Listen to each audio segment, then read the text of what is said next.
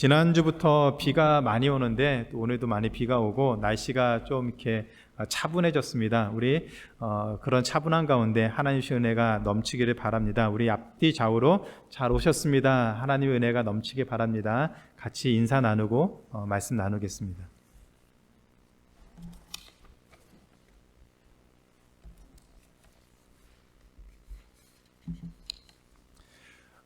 크루즈 여행을 하던 중에 한 사람이 바다에 빠졌습니다. 많은 사람들이 어떻게 해야 될까 동동거리면서 걱정스러운 마음으로 그 빠진 사람을 지켜보고 있었을 때에 멋진 해군 제복을 입은 사람이 바다에 뛰어들었습니다. 그리고 바다에 빠진 사람을 구하고 그분도 다시 배로 올라왔습니다. 수많은 사람들이 이 영웅의 그 행동을 보고서 박수를 치고 환호하고 칭송을 했습니다. 그를 둘러싼 사람들이 이 영웅에게 물었습니다. 어떻게 바다에 빠진 사람을 구할 생각을 하셨습니까? 그러자 이 제복을 입은 사람이 사람들을 이렇게 천천히 둘러보시면서 이렇게 얘기를 했습니다. 누가 나를 밀었습니까? Who pushed me?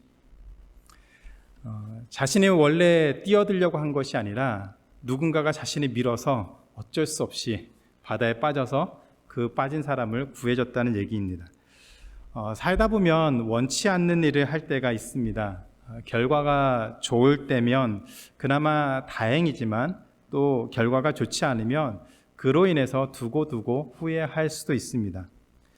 가끔 어려움에 처한 사람을 도와준 다음에 그로 인해서 해코지를 당해서 많이 힘들어하는 사람들도 있습니다.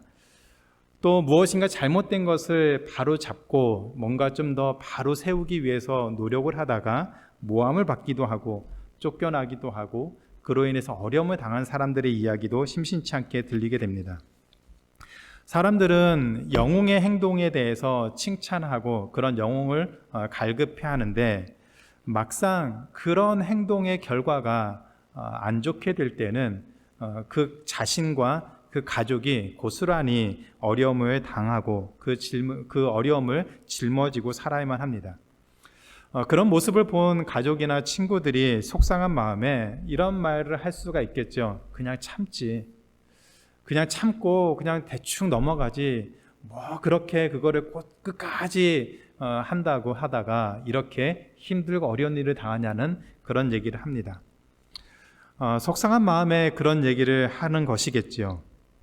오늘 본문에 나오는 아브라함의 상황도 비슷한 상황이었습니다. 하나님 말씀에 따라서 가나안 땅에 도착한 아브라함에게 두렵고 절망적인 문제가 생겼습니다. 그러나 하나님은 그 아브라함의 두렵고 절망적인 상황을 통해서 오히려 아브라함에게 구원에 이르는 믿음에 대해서 가르쳐주고 계십니다. 구원에 이르는 믿음에 대해서. 구원에 이르는 믿음은 우리 신앙의 핵심이고 매우 중요한 진리입니다. 오늘 말씀을 통해서 구원의 확신을 갖고 담대하게 살아갈 수 있는 그런 기회가 되기를 바라는 마음으로 같이 말씀을 나누겠습니다. 오늘 말씀은 두려움에 떨고 있던 아브라함을 찾아오신 하나님의 말씀으로부터 시작을 합니다. 15장 1절에 보면 아브라함아 두려워하지 말라 나는 너의 방패요 너의 지극히 큰 상급이니라. 하나님은 지금 아브라함이 두려움에 떨고 있다라고 하셨습니다. 그래서 누가 쳐들어오든지 누가 너를 공격하든지 내가 하나님이 친히 방패가 되어줄 것이고 그리고 전쟁에서 수많은 전리품을 얻는 것처럼 내가 너의 큰 상급이 되어줄 테니 두려워하지 말고 걱정하지 말고 염려하지 말라고 하셨습니다. 그런데 왜 아브라함은 하나님이 말씀하신 이 큰 두려움을 갖게 되었을까요? 창세기 14장에 보면 북방에 있던 그 그돌라오멜이 소돔과 고모라를 비롯한 이 남방 지역을 통치하고 있었습니다. 식민 통치하고 있었는데 이 남방에 살고 있던 그 왕들이 이 그돌라오멜의 식민 통치를 거부했습니다. 그래서 그돌라오멜 왕은 연합군을 만들어서 이 남방 왕을 제압하고 다시 식민 통치를 회복하려고 했습니다. 그래서 쳐들어와서 모든 나라를 다 물리치고 그 모든 재물들을 빼앗아가고 사람들도 포로로 끌고 갔습니다. 그때 소돔에 살고 있던 아브라함의 조카 롯도 그 포로 중에 한 사람으로 끌려갔던 것이죠. 창세기 14장 13절에 보면, 그 이하에 보면 조카 롯이 포로로 끌려갔다는 소식을 들은 아브라함이 자신과 가까이 지내던 사람들을 동원해서 318명을 만들어서 이 그돌라오멜의 연합군대를 추격했다고 했습니다. 그리고 그들을 공격해서 습격해서 그들이 빼앗아갔던 모든 재물과 조카 롯과 포로들을 다 다시 되찾아서 돌아왔다라고 했습니다. 이 북방 연합군과의 싸움은 아브라함의 승리로 끝났고, 아브라함이 구하려고 했던 조카 롯도 구하는 좋은 결말로 끝났습니다. 그런데 집으로 돌아온 아브라함은 이 전쟁의 결과에 대해서 많은 고민이 생겼겠죠.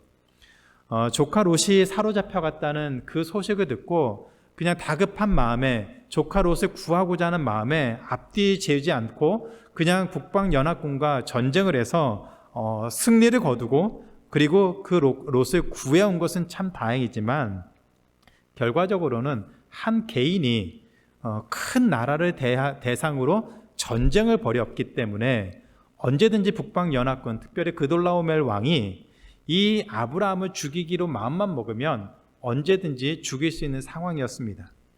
한 개인이 몇 명하고 싸우는 것은 승리할 수 있겠지만 몇몇의 사람이 아니라 한 나라, 그것도 연합군과 싸워서 이길 수 있다. 그리고 언제가 될지 모르는데 그 싸움을 준비할 수 있다는 것은 불가능합니다.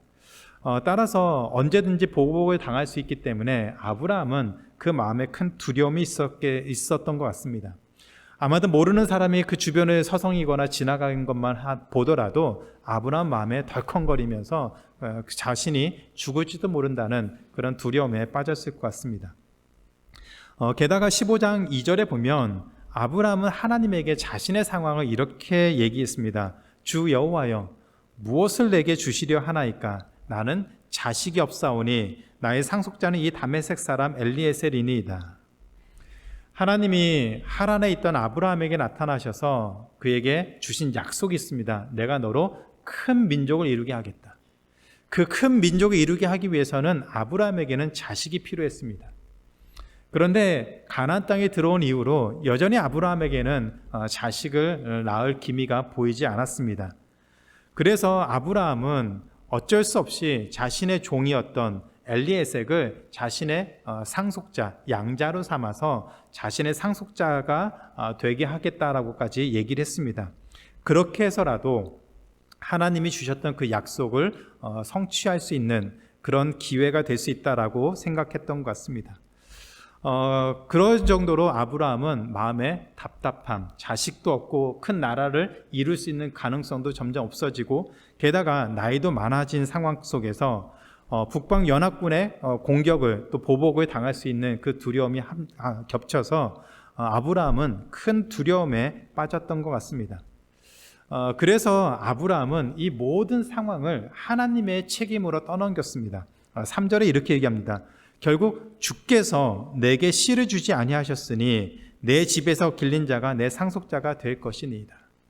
언제 죽을지도 모르고, 그리고 자식도 없는 이 절망적인 현실은 하나님이 약속을 주셨는데 그 약속을 지키지 않은 것 때문에 내가 이런 두려움 가운데서도 방법이 없이 그냥 죽을 수밖에 없는 그런 상황입니다. 이 모든 것은 하나님이 약속을 하셨는데 그 씨를 주지 않은 결과입니다라고 생각했던 것 같습니다. 아브라함의 말을 들어보면 다 이해가 되고 합리적이고 설득력이 있는 것 같습니다. 큰 민족을 이루게 하려면 먼저 아들을 주셔야 되는데 여전히 아들은 없습니다. 게다가 아브라함의 나이가 적지 않은 나이였습니다. 사라의 나이 또한 적은 나이가 아니었습니다. 그나마 아브라함에게는 자식 같은 조카 롯이 있었는데 하나님은 그 조카 롯도 떠나보내라고 했습니다. 그래서 창세기 13장에 보면 이 조카 롯도 떠나서 결국 소돔 땅에 가서 살게 되었습니다. 그리고 아브라함은 조카 롯과 반대되는 곳에서 살게 되었습니다. 그러니 아브라함으로서는 아무리 살 생각을 해봐도 도저히 소망을 가질 수 있는 그런 상황이 아니었습니다. 언제 죽임을 당할지도 모르고 큰 민족을 이룰 수 있는 소망마저도, 가능성마저도 점점 사라지고 있었습니다. 이렇게 절망하고 두려움 가운데 있던 아브라함에게 하나님이 다시 하신 말씀이 15장 4절입니다. 여호와의 말씀이 그에게 임하여 이르시되 그 사람 엘리에셀이 내 상속자가 아니라 너의 몸에서 날 자가 너의 상속자가 되리라 하시고, 그를 이끌고 밖으로 나가 이르시되 하늘을 우러러 무뼈를 셀 수 있나 보라. 또 그에게 이르시되 내 자손은 이와 같으리라. 아브라함의 종이었던 엘리에셀은 아브라함의 상속자가 될 수 없다라고 하셨습니다. 그리고 아브라함의 몸에서 나는 그 아들이 너의 상속자가 되어서 그로 인해서 큰 민족을 이룰 것이다 라고 했습니다. 그리고 아브라함의 자손이 하늘의 수많은 별처럼 아주 많은 그런 사람들을, 큰 민족을 이룰 것이다 라고 말씀하셨습니다. 그러자 15장 6절에 보면 아브라함이 여호와를 믿으니 여호와께서 이를 그의 의로 여겨주셨다라고 했습니다. 밤하늘의 별을 보여주시고 너의 후손이, 너의 민족이 이렇게 큰 민족을 이룰 것이다 라고 약속을 주셨는데, 아브라함이 그 약속을 믿었고 하나님은 그런 아브라함이 믿은 것을 보시고 아브라함을 의롭다고 여겨주셨습니다. 사도 바울은 이 모습을 두고 아브라함이 하나님을 믿어서 은혜로 구원을 받았다라고 얘기를 하고 있습니다. 로마서 4장 1절부터 5절에 이 아브라함의 믿음에 대해서 사도 바울은 이런 얘기를 하고 있습니다. 같이 한번 읽어보겠습니다. 그런즉 육신으로 우리 조상된 아브라함이 무엇을 얻었다 하리요? 만일 아브라함이 행위로서 의롭다 하심을 얻었으면 자랑할 것이 있으려니와 하나님 앞에서는 없느니라. 성경이 무엇을 말하느뇨? 아브라함이 하나님을 믿음에 이것이 저에게 의로 여기신 바 되었느니라. 일하는 자에게는 그 삭을 은혜로 여기지 아니하고 빚으로 여기거니와 이를 아니할지라도 경건치 아니한 자를 의롭다 하시는 이를 믿는 자에게는 그의 믿음을 의로 여기시나니. 사도 바울은 아브라함이 그 수많은 별들을 보고서 하나님을 믿어서 하나님이 그를 의로 여기신 것을 보고서 아브라함이 무슨 행동을 해서 무엇인가를 해서 하나님이 그것을 인정해 주신 것이 아니라고 했습니다. 오히려 로마서 4장 5절에 보면 이를 아니할지라도 경건치 아니한 자를 의롭다 하시는 이를 믿는 자에게는 그의 믿음을 의로 여기셨다라고 했습니다. 사도 바울이 얘기한 이 말씀은 두 가지를 설명하고 있습니다. 첫째는 아브라함은 경건한 사람이 아니라는 얘기입니다. 아브라함은 의로운 사람이 아니라는 얘기입니다. 두 번째는 아브라함이 하나님을 믿은 것이 아브라함 스스로 한 것이 아니라는 얘기를 하고 있습니다. 아브라함은 본인의 어떤 노력을 통해서 아니면 자신의 어떤 정체성을 통해서 의인이 될 자격이 없는 사람이었고 스스로 하나님을 믿은 것이 아니었는데, 어느 순간 아브라함은 하나님의 약속을 믿게 되었고, 그런 아브라함을 보시고 하나님은 아브라함을 의로운 사람이라고 인정해 주셨다, 여겨 주셨다라고 얘기를 하고 있습니다. 그렇다면 여기에서 우리가 풀어야 될 문제가 있습니다. 아브라함은 하나님을 어떻게 믿게 되었는가? 창세기 12장에서 아브라함은 믿음으로 하란을 떠나 가나안 땅에 왔다고 했습니다. 그때 아브라함의 믿음은 하나님이 살아계신 분, 하나님이 존재하는 분이라는 믿음을 가지고 있었다라고 얘기했습니다. 그런데 여기 창세기 15장에서 말하는 믿음은 아브라함으로 하여금 구원을 얻게 하는 그 믿음을 얘기하고 있는데, 아브라함이 어떻게 하나님을 이렇게 믿게 되었을까요? 아브라함이 어떤 노력을 해서 하나님을 믿은 것이 아니라 하나님은 아브라함이 어떻게 구원에 이르는 믿게 되었는지 하나님이 그 일을 하셨다는 얘기입니다. 이 질문에 대한 답을 찾아야 우리 역시 믿음으로 구원을 받는다는 그 사실을 이해할 수가 있습니다. 남포교회 원로 목사님이신 박영선 목사님이 쓰신 그 하나님의 열심이라는 책에 보면 박영선 목사님은 아브라함의 믿음은 아브라함 스스로 노력해서 얻은 결과가 아니라 하나님의 열심으로 만들어진 결과라고 얘기를 하고 있습니다. 하나님이 열심을 내어서 아브라함이 믿음을 갖게 되었고, 그 모습을 보고 하나님은 아브라함을 의롭다라고 인정을 해 주셨다는 얘기입니다. 아브라함이 믿음을 갖도록 하나님이 어떻게 열심을 내어 주셨는지 좀 더 자세하게 살펴보겠습니다. 하란에 떠난 아브라함이 가나안 땅에 도착한 뒤에 가나안 땅에는 큰 기근이 들었다고 했습니다. 그래서 창세기 12장에 보면 아브라함은 가족들을 이끌고 애굽으로 내려갔습니다. 그런데 애굽에 내려갔을 때 아브라함은 그 땅에서 자신은 이방인이고 자신의 아내 사라 때문에 혹시라도 누군가 자기를 죽이고 사라를 빼앗아갈지 모른다는 두려움 때문에 아브라함은 사람들을 만날 때마다 사라는 자신의 여동생이라고 소개를 했습니다. 그것으로 인해서 아브라함의 아내였던 사라는 바로왕에게 빼앗기게 되죠. 바로왕이 자신의 왕비로 사라를 데려갔습니다. 애굽에서 이방인이었고 아무런 근거도 없고 힘도 없었던 아브라함으로서는 바로왕으로부터 이 사라를 되찾아올 수 있는 방법이 없었습니다. 불가능했죠. 그런데 하나님의 간섭으로 인해서 바로왕은 사라를 아브라함에게 다시 되돌려줬습니다. 또한 창세기 14장에 보면 좀 전에 말씀드린 것처럼 이 그돌라오멜의 연합군을 물리치고 돌아오는 그 아브라함에게 하나님의 제사장이었던 멜기세덱이 찾아와서 이런 얘기를 했습니다. 창세기 14장 19절과 20절입니다. 멜기세덱이 아브라함에게 축복하여 이르되 천지의 주제이시오 지극히 높으신 하나님이여 아브라함에게 복을 주옵소서. 너희 대적을 내 손에 붙이신 지극히 높으신 하나님을 찬송할지로다 하매 아브라함이 그 얻은 것에서 10분의 1을 멜기세덱에게 주었더라. 이 멜기세덱이라는 사람은 하나님의 제사장인 사람으로 소개가 되고 있습니다. 그리고 이 멜기세덱이 아브라함을 찾아와서 이렇게 얘기를 합니다. 너가 전쟁에서 승리한 것은, 아브라함 당신이 전쟁에서 그 그돌라오멜 연합군과의 전쟁에서 승리한 것은 당신의 능력이 아니라 하나님이 당신에게 그 대적을 당신의 손에 붙여줬기 때문에 하나님이 승리하도록 만들었기 때문에 승리한 것입니다 라고 얘기를 한 것이죠. 그 얘기를 들은 아브라함은 멜기세덱에게 10분의 1, 11조를 드렸다라고 했습니다. 멜기세덱이 아브라함의 승리는 하나님이 주신 것이다 라고 얘기를 했을 때에 아브라함은 그 멜기세덱에게 11조를 드림으로 인해서 멜기세덱이 한 말이 맞다는 것으로 응답을 했습니다. 하나님이 자신을 도와주셨기 때문에 불가능했던 이 전쟁에서 승리할 수 있었고, 그리고 사로잡혔던 조카 롯도 다시 되찾아올 수 있었다라고 고백을 한 것입니다.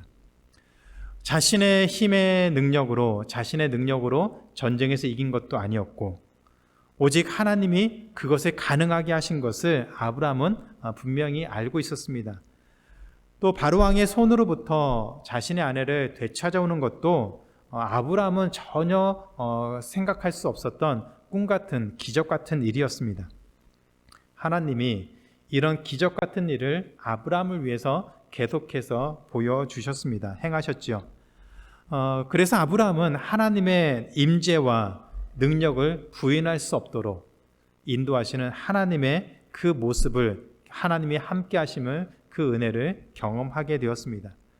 그리고 나서 두려움 가운데 떨고 있던 그 아브라함을 찾아오신 하나님이 밤하늘의 별들을 보여주면서 너의 자손이 이렇게 많을 것이다 라고 약속을 하셨을 때에 아브라함은 그 하나님의 약속을 믿을 수밖에 없었던 것이죠. 지금까지 불가능한 일을 행하셨던 하나님, 자신에게 일어났던 그 모든 일들이 자신의 이론으로는, 자신의 경험으로는 설명할 수 없는 그런 모든 일들이 결국 하나님이 은혜로 주신 것임을 아브라함은 믿을 수 있게 되었습니다. 그래서 하나님이 밤하늘의 별들을 보면서 너의 자손이 이렇게 많을 것이다 라고 하는 그 약속을 주셨을 때 아브라함은 하나님이라면, 지금까지 자신을 지켜주시고 인도하셨던 하나님이라면 그런 일을 반드시 능히 행할 수 있는 분이심을 믿게 되었다라고 얘기를 하고 있습니다.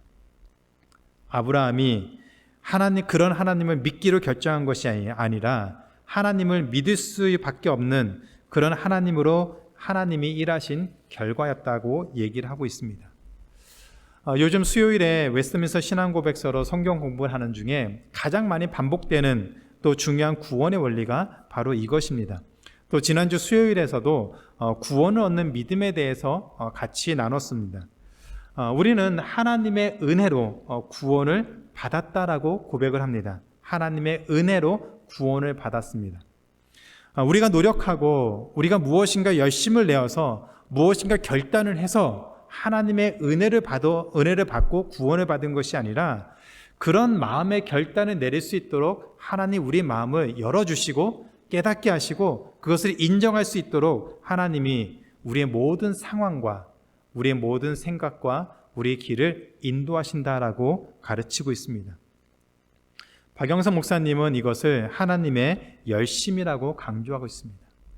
우리가 하나님의 자녀로서 살아가는 그런 모습의 그 결과를 얻을 수 있는 것이라면 그것은 우리의 수고와 노력이 아니라 하나님이 우리를 위해서 그런 열심을 품고 우리를 이끌어 가기 때문에 우리가 이렇게 보여지는 모습으로 하나님을 믿고 하나님을 섬기고 하나님의 자녀로서 신앙생활할 수 있다라고 얘기를 하고 있습니다. 우리를 하나님의 자녀로 살 수 있도록 하나님이 열심을 내어서 과거에도 또 현재에도 앞으로도 우리 삶을 이끌어 가실 것을 기억하며 살아야 한다는 얘기입니다. 그것이 하나님이 우리를 하나님의 자녀로 부르시고 그 부르심으로 인해서 우리가 하나님을 믿음으로 고백하고 그리고 하나님의 자녀가 되어서 그 은혜를 누리게 된 결과입니다. 하나님 우리를 선택하셨고 우리의 모든 상황을 통해서 결국은 하나님을 믿을 수밖에 없는 그 자리로 이끄셨기 때문에 오늘 우리가 이 자리에 앉아서 하나님께 예배드리고 있는 것이죠.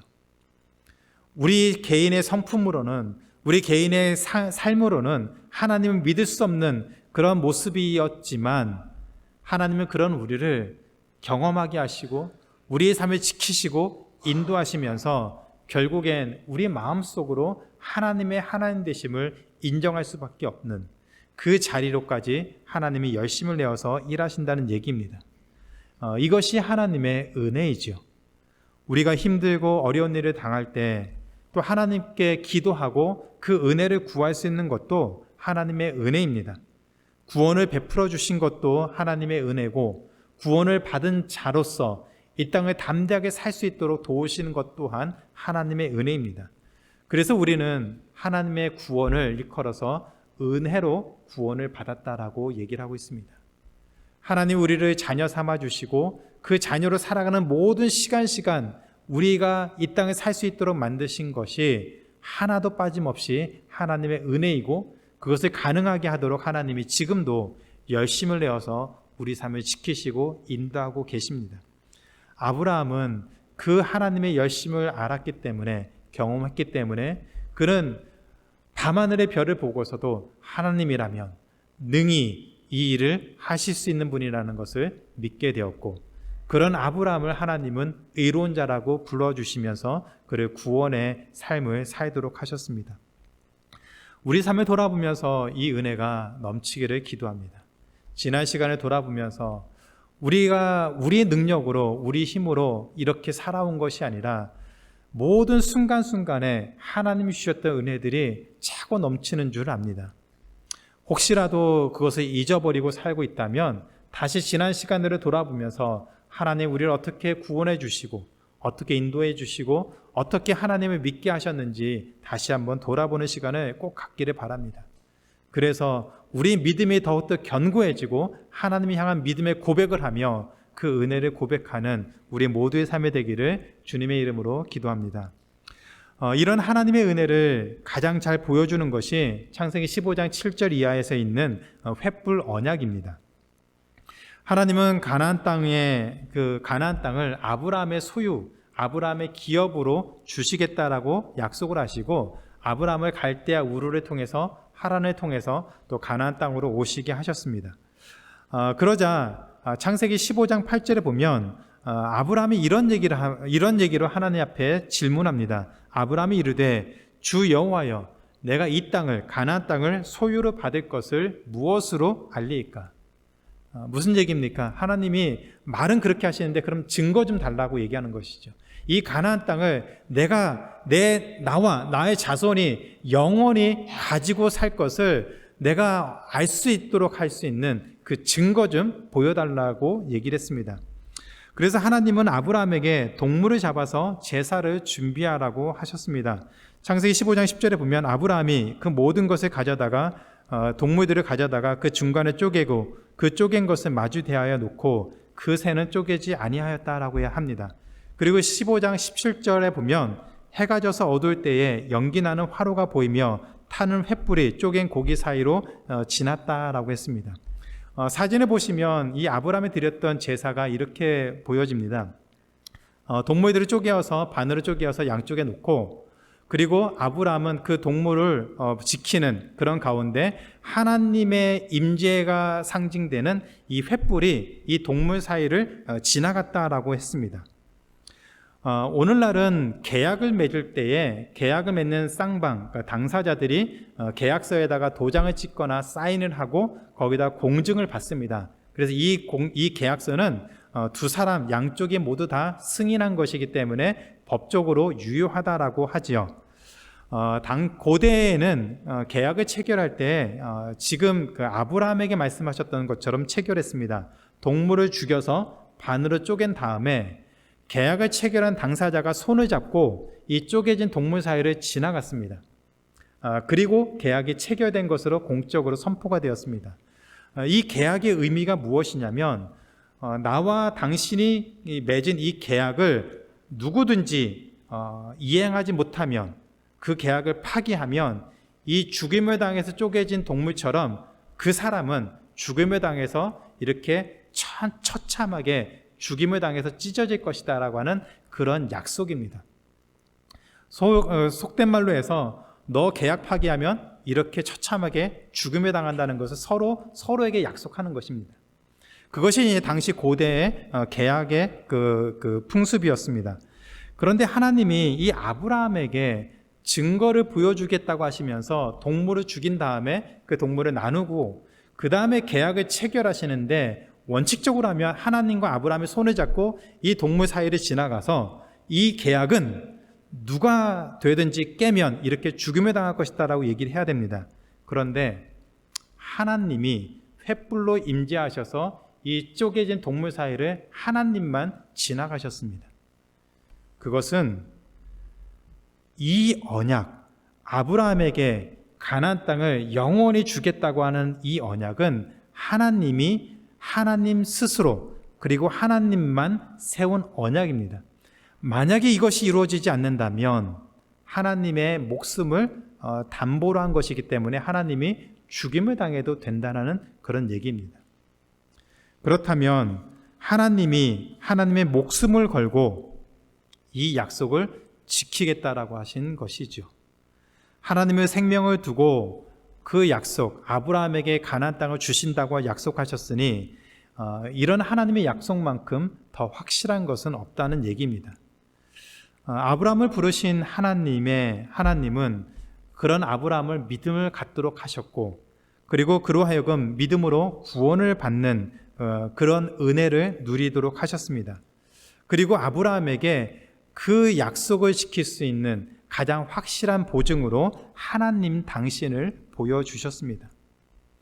그리고 하나님은 은혜로 구원받은 우리에게도 하나님의 가장 확실한 보증을 약속을 주셨습니다. 로마서 8장 32절에 보면 사도 바울은 하나님의 약속을 이렇게 설명하고 있습니다. 같이 한번 읽어보겠습니다. 자기 아들을 아끼지 아니하시고 우리 모든 사람을 위하여 내주시니가 어찌 그 아들과 함께 모든 것을 우리에게 주시지 아니하시겠느냐. 저는 포커를 잘 못합니다. 포커를 잘하는 사람을 일컬어서 포커 페이스가 있다라고 하죠. 손에 자신의 패가 좋은지 나쁜지에 따라서 얼굴 표정이 바뀌는 것이 아니라 무슨 패가 되든지 그 얼굴 표정을 가리고 상대방을 속여서 모든 것을 이제 따려고 하는 그런 사람을 일컬어서 포커 페이스라고 얘기를 합니다. 그래서 포커 페이스를 잘하는 사람은 좋은 패가 나왔을 때 그 좋은 패를 끝까지 잘 숨겨서 판을 뒤집고 모든 것을 다 얻으려고 하지요. 그렇다면 하나님은 포커페이스를 정말 잘 못하는 분입니다. 포커페이스가 없는 분이시죠. 로마서 8장 32절에 보면 하나님은 가장 소중한 예수 그리스도를 먼저 우리에게 주셨습니다. 그러니까 하나님에게 남은 것은 예수 그리스도보다 못한 것들이죠. 하나님에게 가장 소중한 것, 가장 좋은 딜을 예수 그리스도를 우리에게 먼저 주시고 그 남은 것들을 하나님이 가지고 계신다는 얘기입니다. 그러니까 그 남아있는 것은 예수님보다 못한 것들입니다. 물론 우리는 예수님보다 더 못한 것들에 관심이 더 많을 때가 있습니다. 그것이 더 좋게 느껴질 때가 있습니다. 그런데 우리가 기억해야 될 중요한 사실이 한 가지가 있습니다. 우리에게 예수 그리스도라고 하는 가장 좋은 것, 가장 소중한 것을 주신 하나님이 그것보다 못한 다른 것들을 우리에게 아낄 이유가 없다는 사실입니다. 믿으십니까? 우리에게 가장 소중한 것을 먼저 주었는데 그것을 받은 우리를 하나님이 얼마나 사랑하시는지를 깨닫는다면 예수님보다 더 못한 것을 굳이 우리에게 아낄 이유가 없다는 얘기입니다. 그래서 사도 바울은 8장 32절에서 자기 아들, 가장 소중한 그 아들을 아끼지 아니하신 하나님이 그 외에 다른 것들을 아낄 이유가 무엇이 있느냐? 없다는 얘기입니다. 만약에 그것을 아낀다면 가장 소중한 예수님을 우리 위해서 주실 이유가 없는 것이죠. 그만한 아낌은 예수님을 아끼는 것이 아니라 다른 것을 아끼는 정도라면, 그 정도밖에 우리가 되지 않는다면 굳이 가장 소중한 예수님을 우리에게 주실 이유가 없습니다. 뒤집어 말하면 가장 소중한 예수님을 우리에게 주신 하나님이라면 하나님이 가지고 있는 그 외에 다른 것들을 우리에게 주지 않을 이유가 없다는 얘기입니다. 우리는 이미 하나님의 가장 소중한 것을 받은 사람들입니다. 그렇기 때문에 하나님은 우리에게 다른 어떤 것을 아낄 이유도 없고 아까워서 그것을 주지 않기 위해서 절절매일 그럴 뿐도 아니다라고 얘기를 하고 있습니다. 우리는 그런 하나님의 사랑, 그런 하나님의 은혜를 입은 사람입니다. 하나님의 가장 소중한 것을 받아서 하나님의 자녀가 된 사람이다라고 얘기를 하고 있습니다.